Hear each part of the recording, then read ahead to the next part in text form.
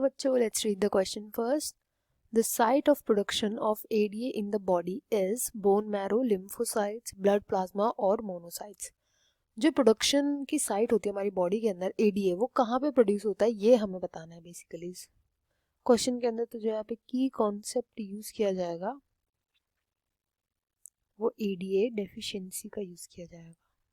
ADA deficiency. ADA की full form क्या होती है? इसकी फुल फॉर्म होती है एडेनोसिन डीएमिनेज. एडेनोसिन डीएमिनेज ये होता है एक एंजाइम, और ये एंजाइम बहुत बहुत बहुत बहुत बहुत ही ज़्यादा इम्पॉर्टेंट होता है हमारे इम्यून सिस्टम के प्रॉपर फंक्शनिंग के लिए. अब कई लोगों में क्या देखने को मिला कि ये जो एडीए बनाने वाला एंजाइम का जो जीन है ना, ये जीन ही उनमें प्रेजेंट नहीं होता था. तो उस वजह से क्या होता था, ये एंजाइम भी नहीं बनता था. उस वजह से उनका इम्यून सिस्टम बहुत वीक था. अब होता क्या था कि साइंटिस्ट ने इसका क्या इलाज निकाला कि इस एडेनोसिन डीएमिनेज को अब हम इस जीन को हम डाल देंगे लिम्फोसाइट्स में. लिम्फोसाइट्स में ही क्योंकि ये पाया जाता है इसका जीन, लिम्फोसाइट्स में ही बनता है एडेनोसिन डीएमिनेज मोस्टली. वैसे तो सभी सेल्स में बनता है ये, सबसे ज़्यादा लिम्फोसाइट्स में बनता है.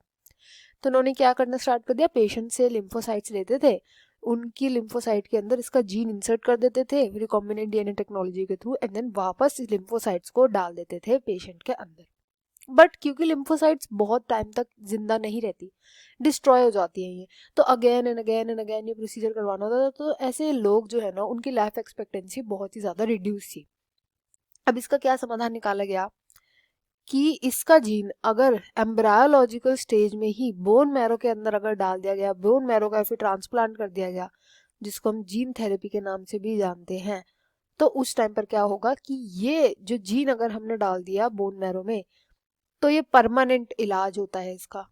परमानेंट इलाज हो जाएगा, क्योंकि बोन मैरो तो परमानेंट होती है ना, तो ये परमानेंट इलाज हो जाता है. एंड हमेशा जो होता है एडीए उस इंसान की बॉडी में बनता रहेगा. अगर हमें पहले ही इसका पता चल गया एम्ब्रियोलॉजिकल स्टेज में ही, तभी होगा ये इसका सोल्यूशन.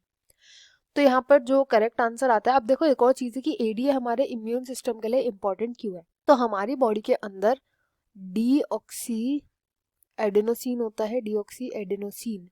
ये हमारी लिम्फोसाइट्स को किल करता है, लिम्फोसाइट्स पे वर्क करता है एंड इनको किल कर देता है. बहुत हार्मफुल होता है हमारी लिम्फोसाइट्स के लिए.